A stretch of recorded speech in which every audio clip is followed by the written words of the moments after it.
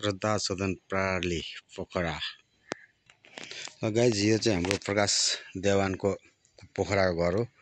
यो तपाईको पार्किङ स्थल हो। यो सबै यो जति पनि खाली छ पार्किङ। त्यो घर देखेको सेक्युरिटी गार्डको घर, त्यहाँदेखि पछाडि टोयलेट।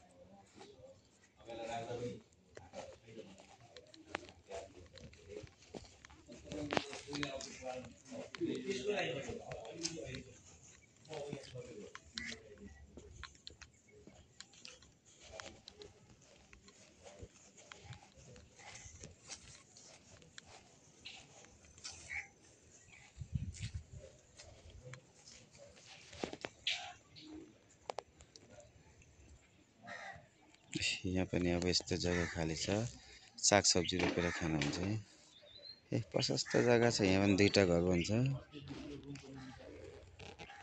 यहाँ चाहिँ अब घरहरू छ, 5-6 फिटको वाल छ लगभग।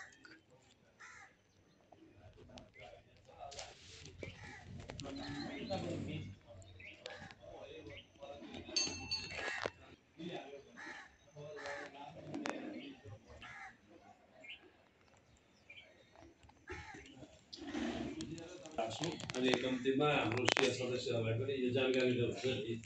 यस नो गर्ने कुरा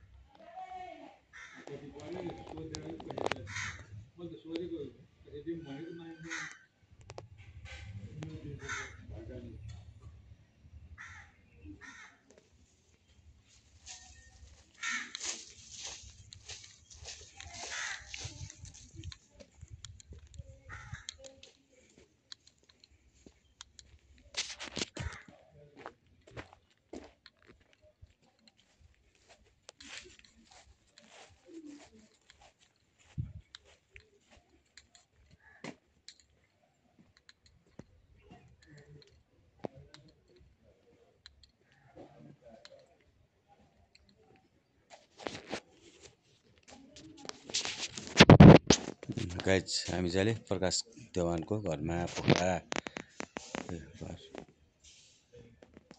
तपाईको 5 फिट 6 फिटको वाल छ। वाल यत्रो छ है। तपाईको घर यत्रो छ, सबै ढुङ्गाको। यो घर भनेको तपाईको स्टाफ रुमहरू बस्ने हो। यो गार्डनहरु छ, फुलबारी छ, रुद्राक्षको बोटहरु छ।